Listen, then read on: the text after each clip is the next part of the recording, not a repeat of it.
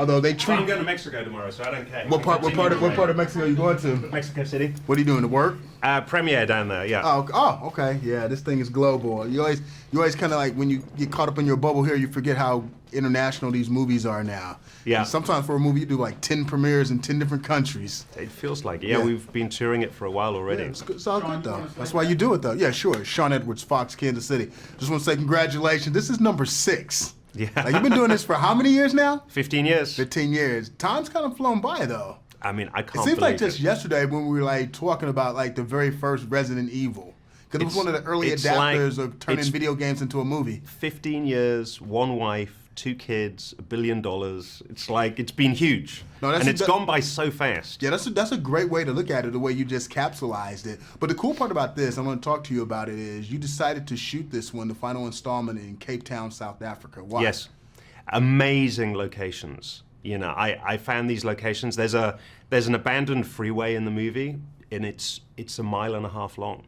And you see some shots in the film where Milla's walking down this highway, and you just see it stretching off into the distance with derelict cars and smoke and flames, and you go, well, that's a visual effects shot. It was all real. You know, we got these amazing locations in Africa, and also we got a great look as well, that kind of low African sun. It made everything very dusty and hot and sweaty and sexy.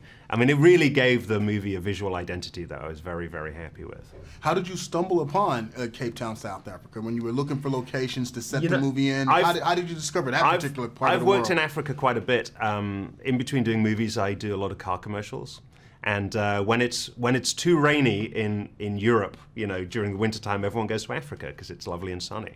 So I'd been down there, and I'd worked with the crews a lot, and the South African crews were amazing, like as good as anywhere else in the world, and the locations were phenomenal, and so I was very excited to go and shoot a movie there. Well, tell me this, when you weren't busy shooting a movie, which probably did take up 99.9% of your time, what did you enjoy most, or where did you go that you found particularly interesting in Cape Town?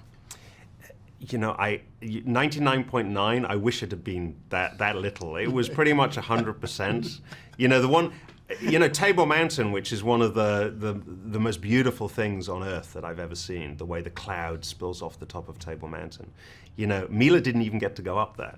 There's a cable car that goes up. We never even had time to like get on a cable car and go up there. You know, when Milla works on these movies, she's so committed. I mean, it's 100%. And we lived in Africa for 7 months.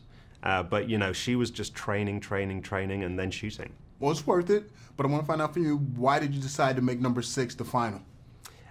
There's a lot of secrets that I've been keeping since the very first film. You know, the truth about the Alice character, the fate of the Alice character, the truth about the Red Queen, the real agenda of the Umbrella Corporation.